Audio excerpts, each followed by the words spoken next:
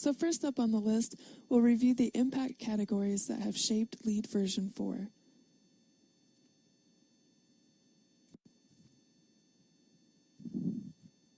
Previously, the LEED standard has been focused on reducing negative impacts. But with the development of version 4, USGBC has shifted its focus to a more visionary approach of maximizing positive impacts. This has resulted in a list of 7 impact categories, which basically served as the driving factors behind the development of version 4 and will continue to guide the future evolution of LEED. The LEED impact categories, which are listed here, represent the optimal performance of a building with regards to the natural environment, human health, society as a whole, and the economy.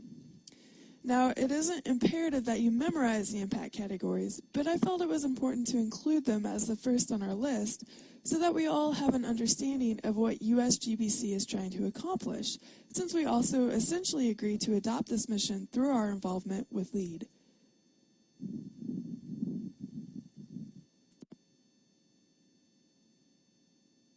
And now we'll get into the nuts and bolts of project certification. So next up, we'll talk about project registration.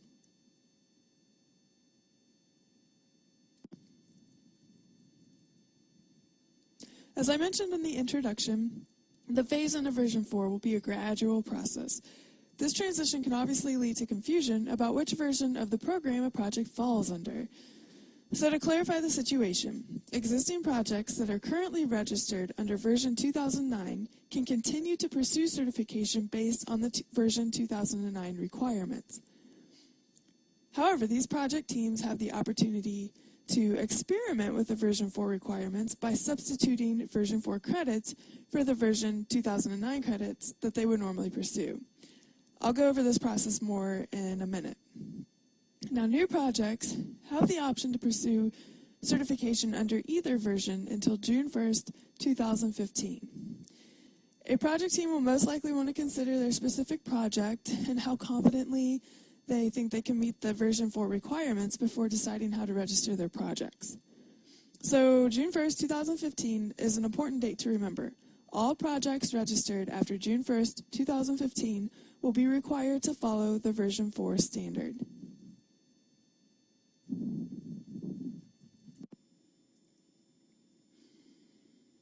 As I mentioned, project teams working on existing projects under the version 2009 standard can try their hand at meeting version 4 requirements through credit substitution. This is a great opportunity for these teams to gain experience with version 4 before having to completely switch over to the new version. Now, only certain credits are approved for substitution, and a list of these approved credit substitutions can be found by following the link at the bottom of this slide. This link will also take you to a page on the USGBC website, which has detailed instructions about how to complete a credit substitution. I'll go over the process briefly here, but if you are on a project team that is pursuing a credit substitution, I would highly suggest consulting this webpage for further guidance.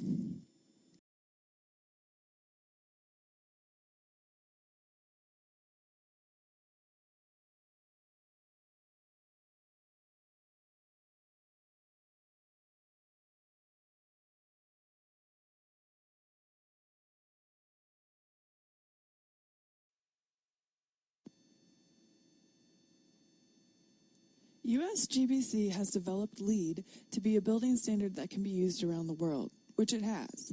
There are LEED projects in more than 135 different countries. The release of version 4 has provided USGBC an opportunity to further fulfill its goal of providing a truly international building program. If you'll be working on projects abroad, it may be helpful to know about 2 changes that will make it easier to determine if your project is meeting the requirements for certification. First off, LEED version 4 recognizes global standards for certain credits and will accept compliance with these standards as meeting the credit requirements. Rather than just listing US-based standards, the reference guides will now include international standards such as ISO standards, for example, that the project teams may follow. Regional and local equivalencies to the reference standards may also be allowed for specific countries. Secondly, USGBC has integrated the metric system into all tools and resources available to project teams, which will make it easier to adapt the LEED standard to foreign projects. Project teams can select which system of measurement they'd like to use when they register their project through LEED Online.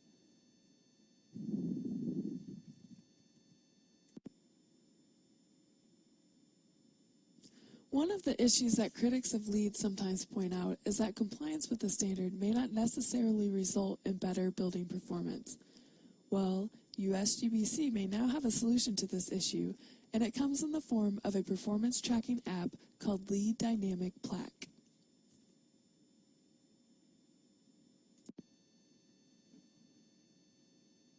LEED Dynamic Plaque enables project stakeholders and team members to track real-time building performance.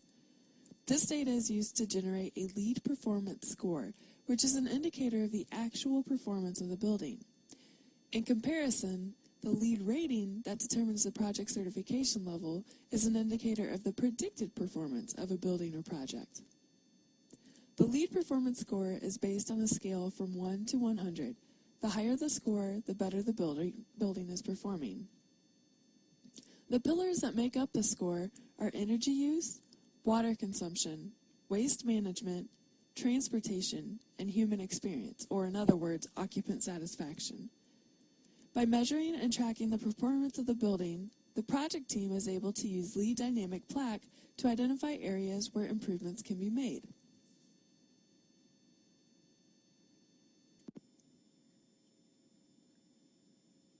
LEED Dynamic Plaque may be used for any project that has been previously certified, regardless of the program type or the version of the standard. The only projects that Dynamic Plaque is not equipped to represent are those certified under LEED for Homes and LEED for Neighborhood Development.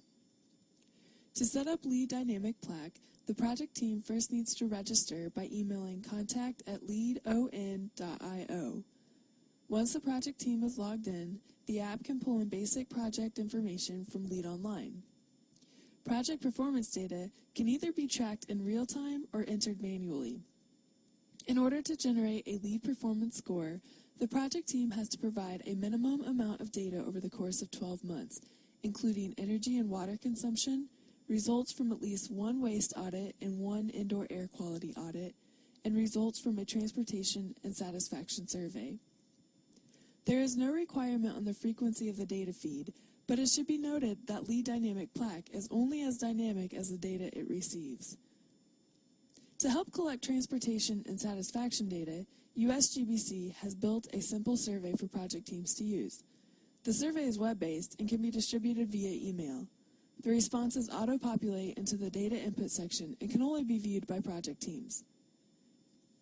A nice feature and benefit of LEED Dynamic Plaque is that it can be displayed publicly, like in the entryway of a LEED-certified office building. Although project teams aren't required to publicly display Dynamic Plaque in the LEED performance score, doing so is a good opportunity to show leadership and increase public awareness of LEED.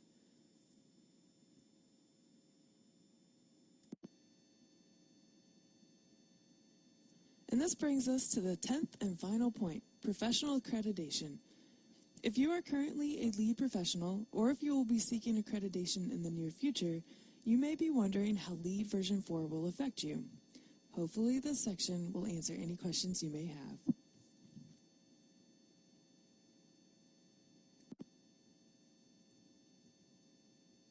In all honesty, not a lot of changes have been made to the LEED accreditation process. There are still 3 levels of LEED professionals: LEED Green Associates, LEED APs with Specialties, and LEED Fellows. As I mentioned before, even though residential projects have been moved under the umbrella of LEED BD&C, the LEED for Homes Specialty still seems like a viable option for LEED APs wanting to focus on the residential sector. To become an accredited LEED professional, you still need to apply for and pass an exam. The fees for the exam, which are listed here on this slide, don't appear to have changed.